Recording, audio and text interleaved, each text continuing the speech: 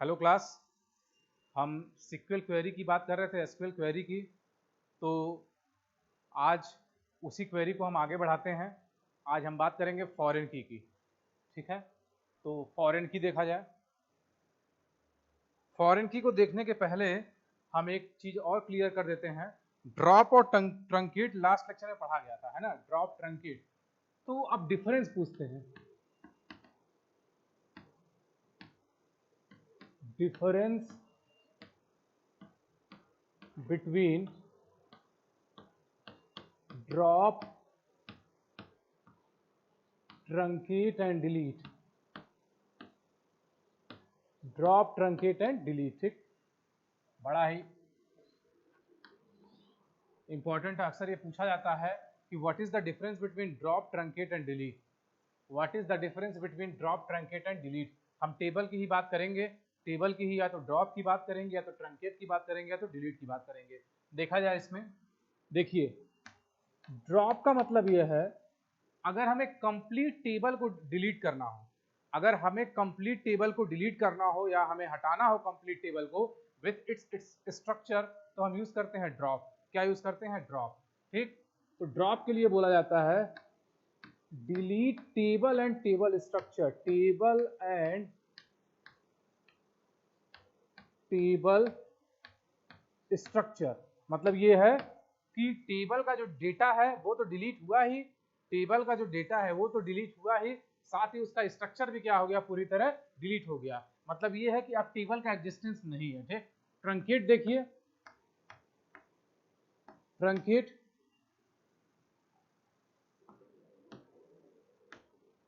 remains the table structure, remains the table structure but delete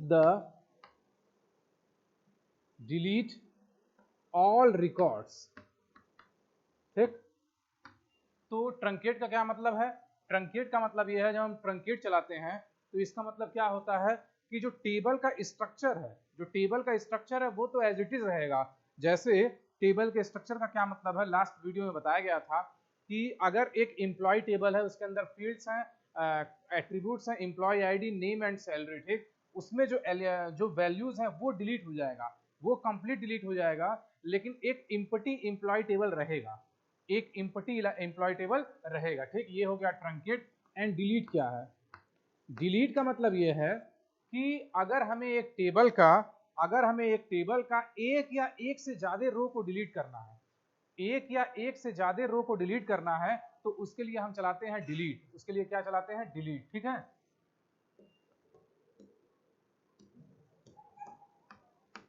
delete one और मोर रोज from the table. ठीक, तो ये difference है drop, truncate and delete में। Drop, truncate and delete में drop का मतलब table and table structure completely delete. Truncate का मतलब क्या है? टेबल स्ट्रक्चर तो रहेगा, टेबल स्ट्रक्चर तो रहेगा, लेकिन उसके जितने रिकॉर्ड्स हैं, जितने उसके एलिमेंट्स के रिकॉर्ड्स हैं, वो सारे क्या हो जाएंगे? डिलीट हो जाएंगे। ठीक, अब उसके बाद डिलीट की बात करते हैं। तो डिलीट क्या है कि मेरे पास टेबल और टेबल का स्ट्रक्चर और उसके एलिमेंट्स का रिकॉर्ड्स भी रहेगा, लेकिन अगर हम चाहते हैं एक रो या एक से ज्यादा रो को डिलीट करना, तो उसके लिए हम चलाते हैं डिलीट। उसके लिए क्या चलाते हैं? Delete. This shows the difference between drop, truncate and delete. So what is the difference between drop, truncate and delete? In drop we delete table and table structure both, and in truncate table structure remains but all the records of the table deleted, and in delete we have to delete one or more rows from the table। ठीक है, तो ये है आपका difference between drop, truncate and delete. अब इसके आगे हम बात करते हैं फॉरेन की। इसके आगे हम बात करते हैं फॉरेन की।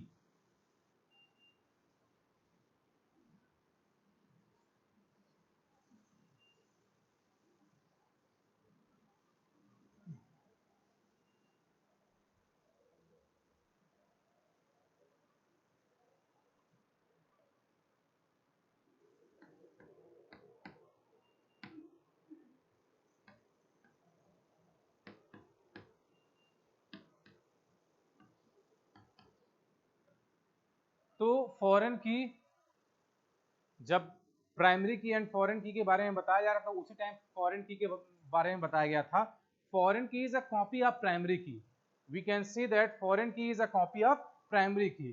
तो फॉरेन की का क्या मतलब है कि अगर एक एलिमेंट है, अगर एक एट्रीब्यूट है, पहले टेबल में प्राइमरी की है, पहले टेबल में वो प्राइमरी की है, तो दूसरे टेबल में वो क्या बन जाता है, फॉरेन की। दूसरे टेबल में क्या बन जाता है, फॉरेन की। जैसे देखिए इसका सिंटैक्स क्या होगा,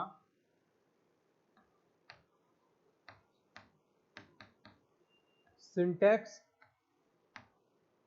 create table, create table, table name, फिर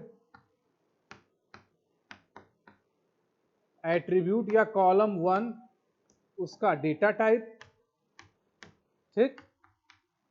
फिर इसी तरह एट्रीब्यूट या column 2 and it's data type,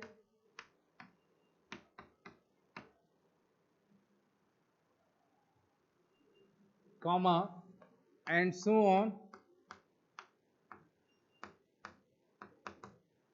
attribute n and its data type, ठीक है। फिर लिखते हैं कॉमा फॉरेन की, एक कीवर्ड लिखते हैं फॉरेन की, ठीक है। ब्रैकेट के अंदर जिस एट्रीब्यूट पे फॉरेन की लगाना है उसका नाम, फॉरेन की ब्रैकेट के अंदर एट्रीब्यूट नेम, जिस एट्रीब्यूट पे हमें फॉरेन की लगाना है, ठीक। फिर उसके बाद एक कीवर्ड लिखते हैं रेफरेंसेस, क्या लिखते हैं, रेफरेंसेस। रेफरेंसेस हम पास करते हैं किसका, बेस टेबल का। रेफरेंसेस क्या, बेस टेबल नेम। उसके बाद फिर ब्रैकेट के अंदर प्राइमरी कीड एट्रीब्यूट, जो पुराना वाला टेबल है उस पे जो प्राइमरी की लगा हुआ है जिस एट्रीब्यूट पे, वो एट्रीब्यूट यहां लिखेंगे। क्या लिखते हैं यहां, प्राइमरी कीड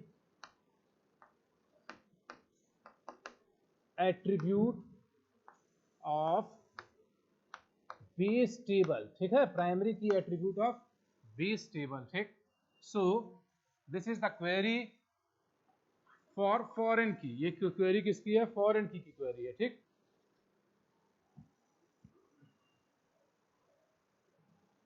कुछ नहीं, सबसे पहले हम टेबल को क्रिएट कर लिए, कॉमा करके हम फॉरेन की कीवर्ड लिख दिए, फॉरेन की किस पे लगाना है उस एट्रीब्यूट का नाम।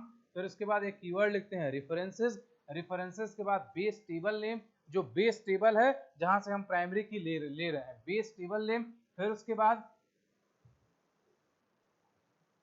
बेस टेबल नेम हो गया, ब्रैकेट के अंदर जो प्राइमरी कीड एट्रीब्यूट है, जो प्राइमरी कीड एट्रीब्यूट है उस एट्रीब्यूट का नाम, ठीक। अब देखिए एक एग्जांपल,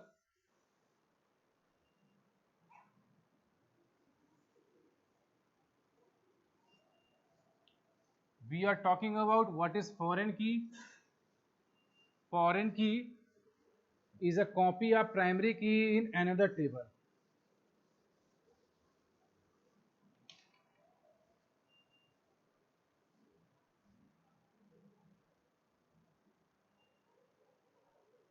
एक एग्जांपल देखिए, we have a table employee in which the attributes are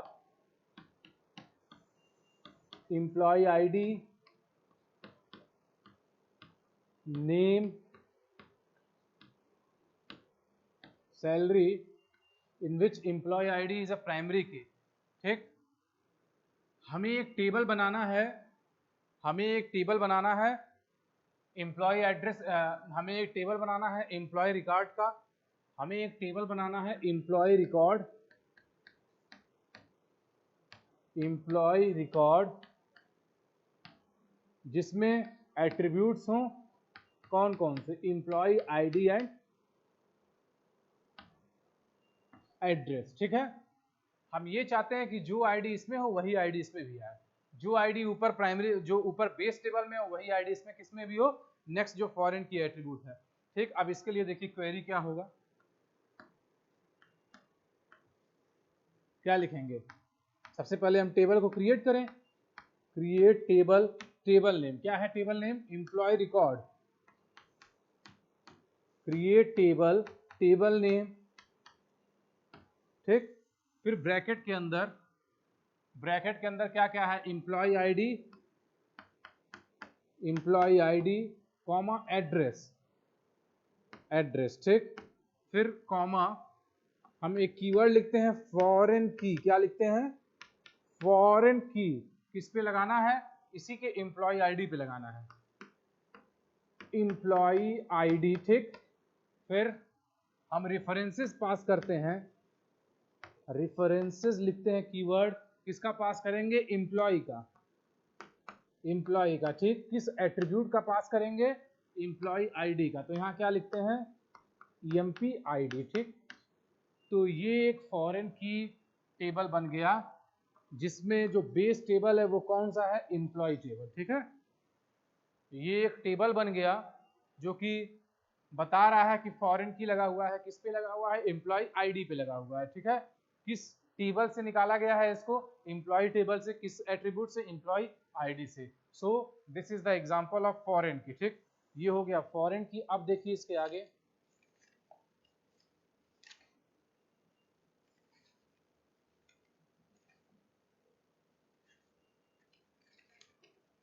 अब इसके आगे हम लोग पढ़ेंगे, अभी तक तो हम लोग डीडीएल पढ़ रहे थे, अब हम लोग पढ़ेंगे data manipulation, that is DML. क्या पढ़ेंगे, DML, that is data manipulation language, ठीक। ये सारा काम तो अभी हम टेबल पे कर रहे थे।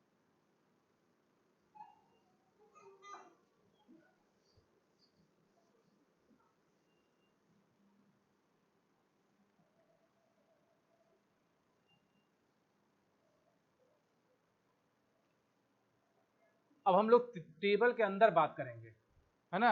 अब हम लोग डेटा मैनिपुलेशन की बात करेंगे, तो देखते हैं।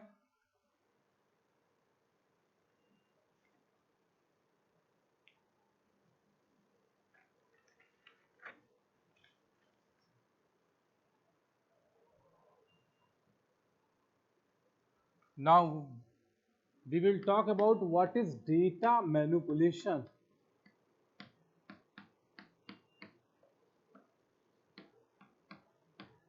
डेटा मैनिपुलेशन, ठीक। डेटा मैनिपुलेशन का क्या मतलब हुआ, डेटा मैनिपुलेशन का मतलब ये हो गया कि अब मेरे पास डेटाबेस बन गया है, अब मेरे पास डेटाबेस बन गया है, या फिर मेरे पास टेबल जो है वो क्रिएट हो गया है, टेबल क्रिएट हो गया है। अब उस टेबल पे हमें मैनिपुलेशन करना है, उस टेबल पे हमें मैनिपुलेशन करना है। मैनिपुलेशन के लिए कौन सा लैंग्वेज यूज करते हैं, मैनिपुलेशन के लिए हम यूज करते हैं डीएमएल। क्या यूज करते हैं, DML, that is data manipulation language, ठीक। तो ये हो गया डेटा मैनिपुलेशन। इसमें सबसे पहला है सेलेक्ट स्टेटमेंट, इसमें फर्स्ट इज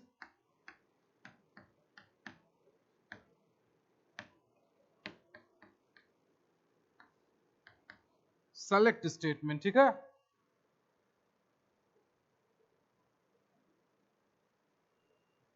देखिए, अगर हमें कोई इंफॉर्मेशन रिट्रीव करना हो, अगर मान लीजिए मेरे पास कोई टेबल है, अगर मेरे पास कोई टेबल है, इस टेबल से हमें इंफॉर्मेशन रिट्रीव करना हो, इंफॉर्मेशन रिट्रीव करना हो, या फिर इंफॉर्मेशन फेच करना हो, या फिर फेच करना हो, तो क्या करेगा, ये इंफॉर्मेशन को रिट्रीव करेगा, इंफॉर्मेशन को रिट्रीव करेगा या इंफॉर्मेशन रिटर्न होगा, ठीक। उसके लिए हम यूज करते हैं सेलेक्ट स्टेटमेंट। क्या यूज करते हैं, उसके लिए हम यूज करते हैं सेलेक्ट स्टेटमेंट, ठीक।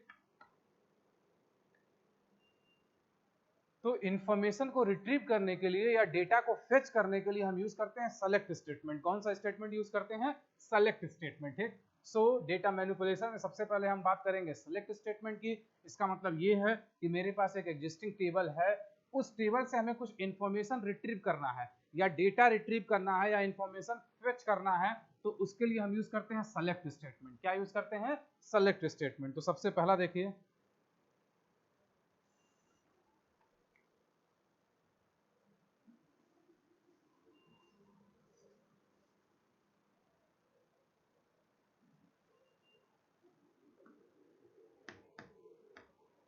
Basic form of select is select from and where। ठीक, ये जो सेलेक्ट स्टेटमेंट बनता है वो तीन स्टेटमेंट से बनता है, तीन वर्ड से बनता है। कौन कौन से? Select from and where. किससे किससे बनता है? Select from and where. ठीक,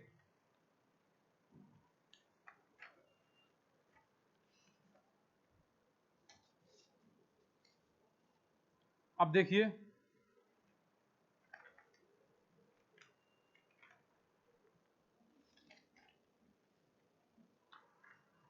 इसका जो सिंटैक्स है, देखिए, या फिर जिसको बोलते हैं क्वेरी सिंटैक्स, क्या है?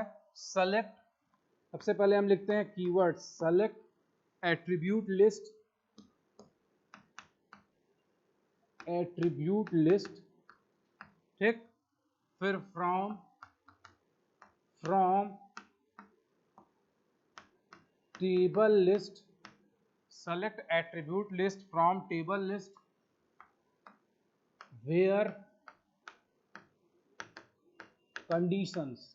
क्या होता है? कंडीशंस। ठीक, ये सिंटैक्स है या ये क्वेरी है फॉर सेलेक्ट स्टेटमेंट। ये किसके लिए क्वेरी है? सेलेक्ट स्टेटमेंट के लिए। Select from and where, select जिस जिस एट्रीब्यूट को हमें सेलेक्ट करना है। ऐसा कोई जरूरी नहीं है कि अगर एक टेबल से हमें डेटा को फेच करना है, या एक टेबल से हमें रिकॉर्ड को रिट्रीव करना है, या एक टेबल से हमें इंफॉर्मेशन को रिट्रीव करना है, तो उस टेबल के सारे एट्रीब्यूट की जरूरत पड़े।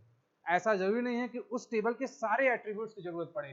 तो इसीलिए सेलेक्ट में हम उन एट्रीब्यूट्स का नाम लिखते हैं जिनका इंफॉर्मेशन हमें क्या करना है? रिट्रीव करना है। ठीक, from table list, from table list हम यहाँ उन टेबल्स को लिखते हैं। मान लीजिए हमें इंफॉर्मेशन को रिट्रीव करना है मोर देन वन टेबल से, तो हम उन सारे टेबल्स का यहाँ नाम लिखेंगे। वेयर कंडीशन, वेयर कंडीशन, जो कंडीशन लगाया जा रहा है, अगर कोई कंडीशन यूज किया जा रहा है तो वो किस में आएगा? वेयर में आएगा। ठीक, so select statement is made up from select from and where combination. Select from and where, select in which we write attribute list in select statement, from in from we write the list of tables, and in where we use conditions। okay, so this is select statement। basic form of select is select from and where। ठीक,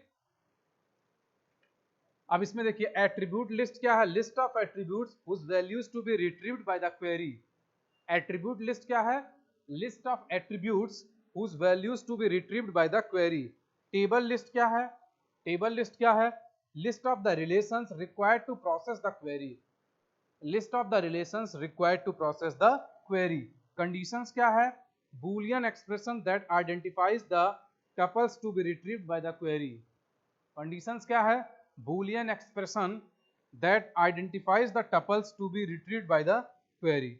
अब इस पे हम कुछ query करते हैं।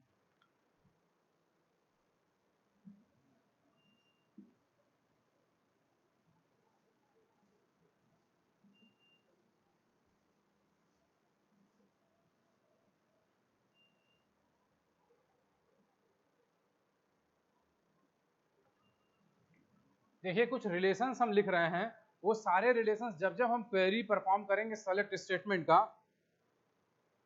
जब जब हम सेलेक्ट स्टेटमेंट की क्वेरी परफॉर्म करेंगे वहां वहां इन रिलेशंस को यूज करेंगे। ठीक, या फिर ये कह सकते हैं इन्हीं रिलेशंस को यूज करके हम सारे क्वेरी सेलेक्ट की परफॉर्म करेंगे। ठीक है,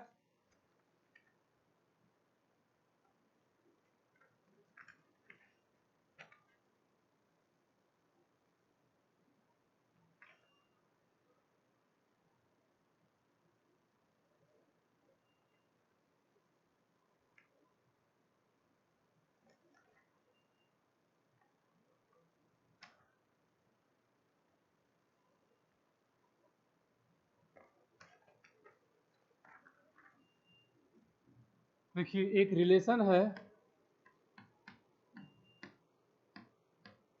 एम्प्लॉय नाम का, एक रिलेशन है एम्प्लॉय नाम का, जिसके अंदर है EID name B date, EID name B date, address salary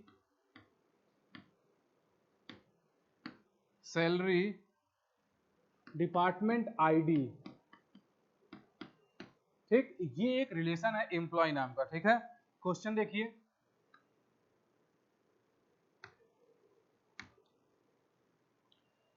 find all the names of employee where employee ID equals to 100। Find the name of employ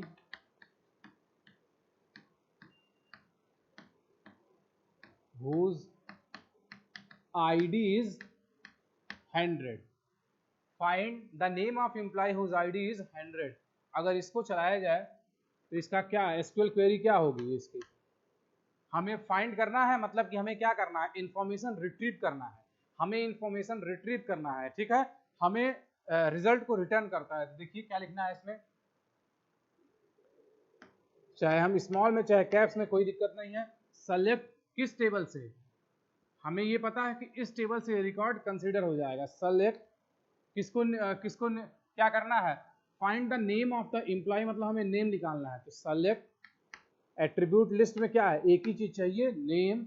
select name from किस table से, किस table से, from table name. Table name क्या है, table name क्या है, employee, from table is employee, ठीक। फिर वेयर, कोई कंडीशन दिया हुआ है, हाँ कंडीशन दिया हुआ है, क्या दिया हुआ है, whose ID is 100, क्या दिया हुआ है, whose ID is 100। तो ID किससे मैच करेगा, EID से, EID इक्वल्स टू 100, ठीक है। ये क्वेरी होगा फॉर द अबव क्वेश्चन, ठीक। ये उस एम्प्लॉय का नाम रिटर्न करेगा जिसकी आईडी क्या है, जिसकी आईडी क्या है, 100 है, जिसकी आईडी क्या है, 100 है, ठीक है।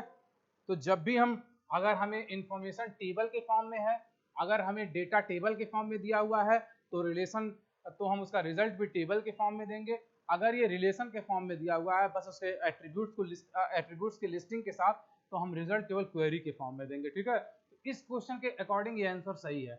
अगर ये टेबल देता, अगर ये टेबल देता तो हम भी इसका टेबल बनाते। क्या बनाते हैं हम इसका, टेबल बनाते, ठीक। तो ये क्वेश्चन ये हो गया। दूसरा देखिए, इसी पे दूसरा क्वेश्चन, इसी टेबल पे दूसरा question,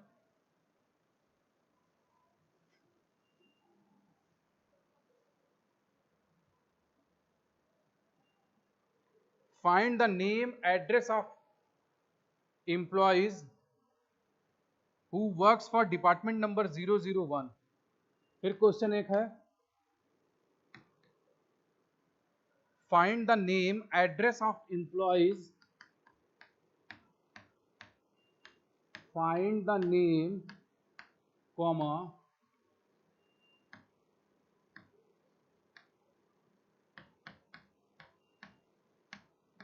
address of employees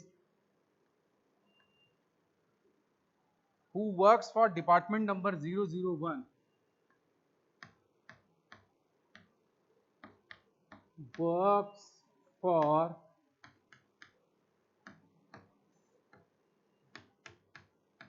department number 001, ठीक है। ये क्वेश्चन है, ठीक।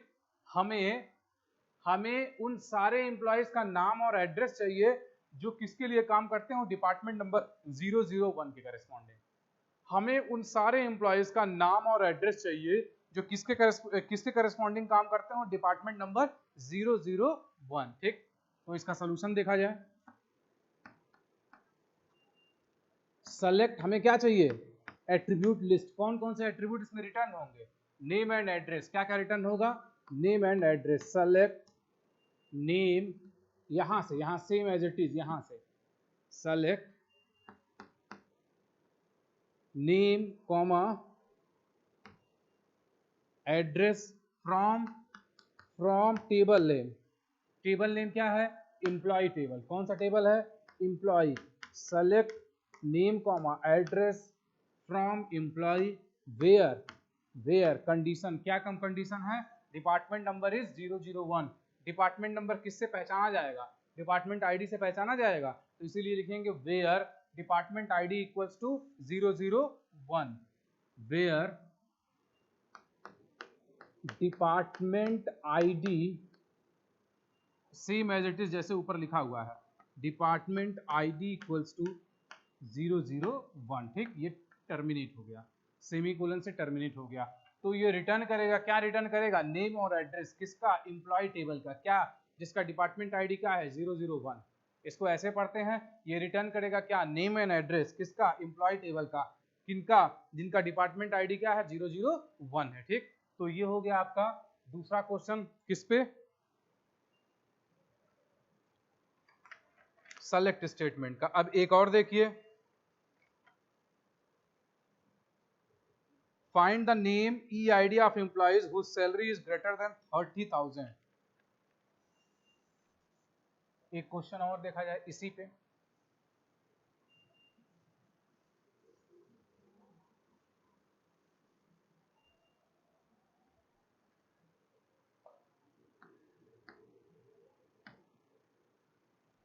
find the name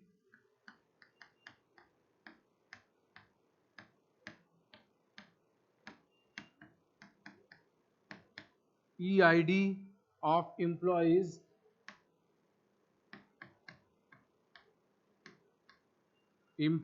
whose salary is greater than 30,000.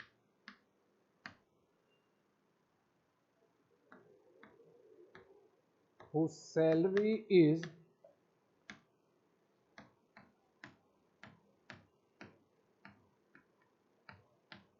$30,000, ठीक। हमें एक क्वेश्चन फिर मिला है, find the name EID of employees whose salary is greater than 30,000। इसका मतलब क्या है, हमें उन सारे employees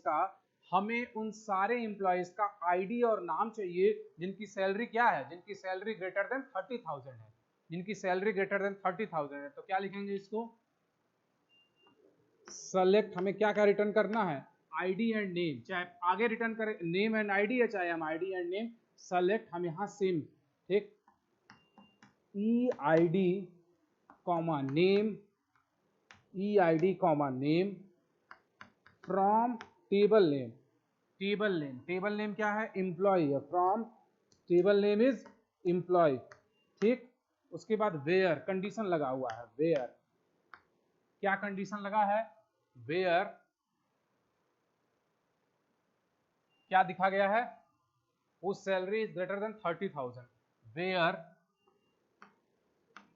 salary is greater then कितना, 30,000, ठीक, टर्मिनेट कर दिए, ठीक है। तो ये क्वेरी हो गया किसके लिए, इसके लिए जो ऊपर वाले क्वेश्चन है, क्या, कैसे इसको पढ़ते हैं, ये रिटर्न करेगा क्या क्या, EID एंड नेम, क्या रिटर्न करेगा, EID एंड नेम, किससे, एम्प्लॉय टेबल से, किसका, जिसकी सैलरी क्या क्या हो, ग्रेटर देन 30,000 हो। ये EID एंड नेम रिटर्न करेगा किसका, एम्प्लॉय का, किससे, एम्प्लॉय टेबल से, किसका, जिसकी सैलरी क्या है, ग्रेटर देन 30,000 है, ठीक है।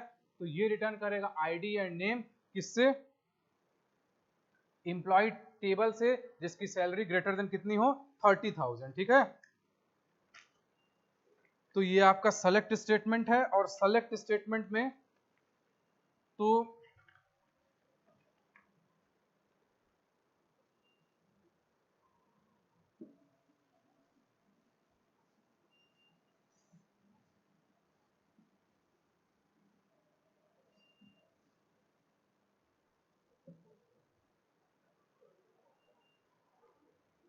तो जो सेलेक्ट स्टेटमेंट होता है वो क्या, किससे किससे मिलकर बनता है, सेलेक्ट फ्रॉम एंड वेयर से, ठीक है। सेलेक्ट क्या रिटर्न करता है, एट्रीब्यूट, जितने एट्रीब्यूट्स हों वो सारे एट्रीब्यूट्स यहां लिख देंगे, फ्रॉम किस टेबल से, ठीक, वेयर किस, कौन सा कंडीशन यहां लगाएंगे, ठीक है, कौन सा कंडीशन लगाएंगे, इन तीनों को मिला के रिटर्न करता है रिजल्ट, क्या रिटर्न करता है, रिजल्ट, ठीक है। तो ये आपका है सेलेक्ट फ्रॉम एंड वेयर, क्या है, सेलेक्ट फ्रॉम एंड वेयर। तो सेलेक्ट का मतलब एट्रीब्यूट्स, फ्रॉम टेबल से, वेयर क्या कंडीशन, किस कंडीशन के साथ, इन तीनों का जब हम कॉम्बिनेशन बना लेंगे तो ये क्या करेगा, रिटर्न करेगा रिजल्ट। ठीक है, तो ये आपका था सेलेक्ट स्टेटमेंट। अब इसके आगे नेक्स्ट लेक्चर में बात किया जाएगा। Thank you.